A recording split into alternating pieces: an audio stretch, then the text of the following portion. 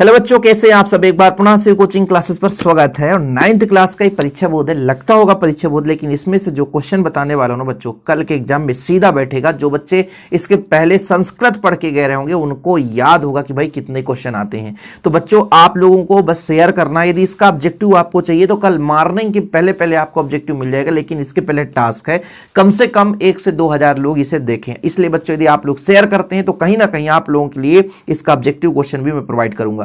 और उनमें से नहीं बच्चों की 15 वीडियो दूं और उसमें से कोई एक पेपर आए, ऐसा नहीं। जितना मैं प्रश्न बता दूंगा उससे बाहर क्वेश्चन नहीं आएगा। उतना यदि आप तैयार कर लेते हैं तो आपका बहुत हेल्प होने वाला है बच्चों एग्जाम में। तो चलिए शुरू करते हैं। जो आपका पहला चैप्टर है, ये पहला जो चैप्टर है बच्चों, है ना, साइंस में हमारे आसपास के पदार्थ में से आपको पहला क्वेश्चन है गलनांक किसे कहते हैं, दूसरा है क्वथनांक किसे कहते हैं, संतुलित बल और असंतुलित बल किसे कहते हैं, समझाइए। ये क्वेश्चन आप पढ़ लेना। और यहां पर डिग्री सेल्सियस में बदलने के लिए ये आपको इतना पढ़ना है। 2019 में यहां पे आया था ठोस पदार्थों का सामान्य गुण, लेकिन प्रश्न कैसे पढ़ना मैं इसलिए इसमें ऐड कर दिया हूं। गलनांक किसे कहते हैं, क्वथनांक किसे कहते हैं, संतुलित बल असंतुलित बल। अब भी चाहे गूगल से सर्च करो, चाहे मोबाइल सर्च करो, जैसे भी करना बच्चों आप लोगों को पढ़ना है। ओके, चैप्टर 1 से यही प्रश्न थे। इसके बाद हम चैप्टर 2 पे चलते हैं बच्चों। फटाफट यहां पर देखिए, चैप्टर 2 में पहला जो प्रश्न है संतृप्त विलयन किसे कहते हैं। इसके बाद समपराशरी विलयन किसे कहते हैं, मिश्रण और यौगिक में अंतर। हाँ भाई, मिश्रण और यौगिक में अंतर। लो स्क्रीनशॉट लेना है तो ले लीजिए, इसका भी स्क्रीनशॉट लेना है, संतृप्त विलयन का ले लीजिए। धातु अधातु में अंतर तो सबको पता है भाई साहब, नहीं पता है तो फिर आगे मिल जाएगा, कोई दिक्कत नहीं। चलिए अगले चैप्टर में चलते हैं। संयोजकता किसे कहते हैं। क्वेश्चन अलग से लिख दिया हूं क्योंकि भाई क्वेश्चन हो सकता है परीक्षा बोर्ड में ना हो, ऐसे भी क्वेश्चन आपके पास आ जाएं, इसलिए बिल्कुल मिस मत करें, फटाफट इसे तैयार कर लें बच्चों। संयोजकता किसे कहते हैं। इसके बाद परमाणु द्रव्यमान इकाई की परिभाषा 2019 में आया था और अब भी आने वाला है। परमाणु द्रव्यमान इकाई की परिभाषा लिख लो अभी की अभी। परमाणु द्रव्यमान की इकाई की परिभाषा लो भैया, लो फटाफट तैयार करते चलो, है ना। सभी प्रश्नों को परमाणु की संरचना में आप लोगों को यह पढ़ना बच्चों, डाल्टन का परमाणुवाद। डाल्टन का परमाणुवाद रदरफोर्ड नहीं पूछेगा, डाल्टन का परमाणुवाद ध्यान रखना। डाल्टन का परमाणुवाद, समस्थानिक की परिभाषा और समस्थानिक के उपयोग लिख लो भाई साहब। उपयोग यहां पर लिख लो, उपयोग अब भी के अब भी उपयोग हेडिंग डालो उपयोग, और याद करके जाना, एग्जाम में आएगा। कल बताना भाई जवाब 12 बजे वापस आना कि क्वेश्चन आए थे कि नहीं। समस्थानिक का उपयोग यहां पर देख सकते हैं, आंसर भी है समस्थानिक का उपयोग। आगे चलिए बच्चों, इलेक्ट्रॉन के बारे में यहां पे क्वेश्चन बनेगा, ध्यान रखिएगा। मैंने बताना भूल गया, जैसे मतलब 4 गुणों के आधार पर इलेक्ट्रॉन को समझाइए। इलेक्ट्रॉन जैसे 4 गुण में प्रतीक बता देना, स्थिति बता देना, ये क्वेश्चन पढ़ लेना। इलेक्ट्रॉन, प्रोटॉन, न्यूट्रॉन के बारे में यदि स्थिति पूछ दिया भाई, 4 गुणों के आधार पर इनको वर्गीकरण के लिए पूछा है तो फिर इसे पढ़ लेना आप। एक क्वेश्चन पूछा जाएगा इलेक्ट्रॉन, प्रोटॉन, न्यूट्रॉन से, ध्यान रखना, ये क्वेश्चन मिस मत करना, ठीक है। आगे चलते हैं बच्चों, ये प्रश्न तो हो ही गया। जीवन के मौलिक इकाई में आपका एक पादप कोशिका का नामांकित चित्र पढ़ के जाना।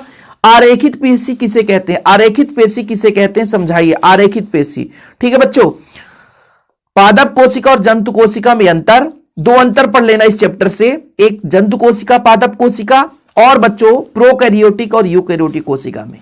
मिस मत करना भाई, निकल के जरूर आप कहोगे कि सर हम भूल गए, नहीं इसे पढ़ के जाते, ठीक है। आगे देखो, तंत्रिका, तंत्र का नामांकित चित्र, मुख्य रूप से विशेषता पूछा जाएगा। विशेषता तो बनना ही चाहिए, चित्र बने या ना बने। चित्र तो बड़ा कठिन होता है लेकिन हर बच्चा इसे सीखता है, लेकिन बच्चों तंत्रिका तंत्र की विशेषताएं आनी चाहिए, ठीक है। बाकी आपका ये चैप्टर, चलिए जाइलम का कार्य पढ़ लेना आप लोग, जाइलम का कार्य। बाकी यहां पे टिक नहीं लगा है। यहां पर देखो, एक समान गति की परिभाषा उदाहरण सहित, एक समान गति के 2 उदाहरण आपको पता होना चाहिए।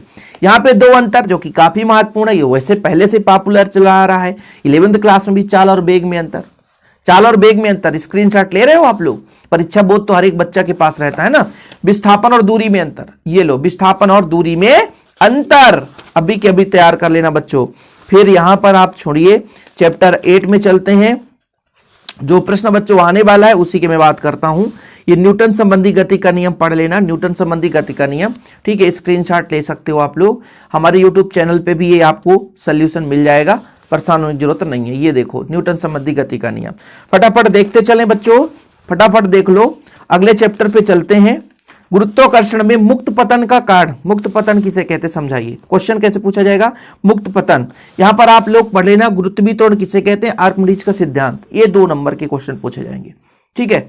बाकी गुरुत्वाकर्षण का नियम मैं नहीं कहता हूं, ये 2 पढ़ के जाना, फटाफट पढ़ लो भाई।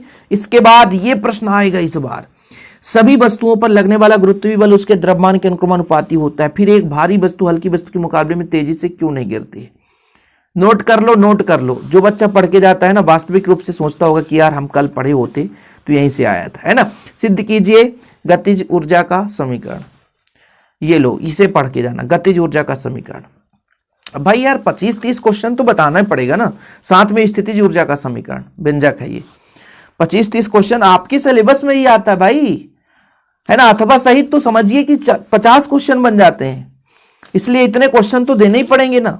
और लगभग क्वेश्चन भी हमारा कंप्लीट हो रहा है भैया। आगे देखिए, यहां से फसल सुरक्षा बीमा के बारे में पढ़ के जाना, फसल सुरक्षा बीमा, ठीक है।